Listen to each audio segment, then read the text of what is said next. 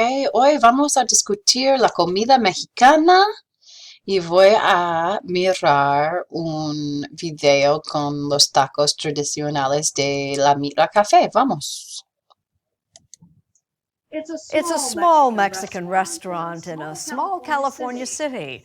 But Lilia Luciano tells us its legacy can be found across the country and around the world. Along Old Route 66 in San Bernardino, California, sits one extraordinary family kitchen. I remember it almost as an extension of my grandmother's kitchen or my grandmother's house. This is it right here. This is exactly how it's been done here since 1937. Mike Montaño is the co-owner of Mitla Café, opened by his grandmother, Doña Lucia Rodriguez, in 1937. It's where I would see her most frequently. It was where I saw family most frequently. And to me, it was not a restaurant. It was not a business. It was just part of what made my family who they were. After immigrating from her native Mexico in 1928, Rodriguez opened Mitla Café to quite literally feed her family and her growing neighborhood. It was like during the Depression, so she knew what it was like to be hungry. And she told my mother the reason that she was opening up the restaurant is because she didn't want any of her family members to go hungry. Patty Oquendo is also one of her grandkids and the general manager. What is this place like now? Who comes in here? It's like generational customers, sons and daughters of people that used to come here. We come like every other Sunday. We come down after we get out of church.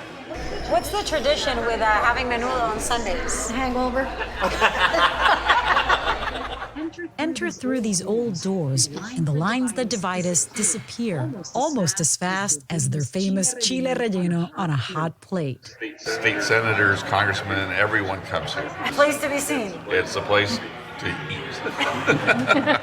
And Montaño says one particular customer in the 1950s got more than just the tacos to go.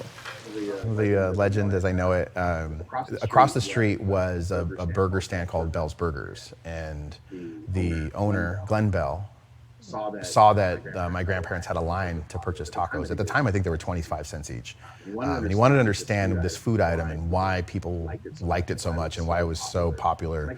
My grandparents kind of understood what he was doing, and they wanted to help him. And so Glenn Bell, armed with Doña Lucia's beloved hard-shell taco recipe, launched Taco Bell. What does the family say about that? Everybody's been fairly philosophical. I don't want people to feel like they weren't successful or that they were taken advantage of or anything like that. The generosity rippled beyond the treasures of the kitchen. Through the years, Mitla served as a gathering spot for community organizing, even earning its place in the history of the fight for civil rights.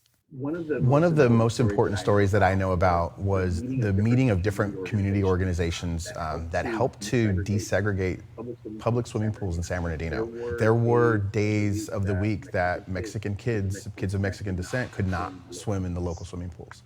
Those meetings led to a court case and decision which desegregated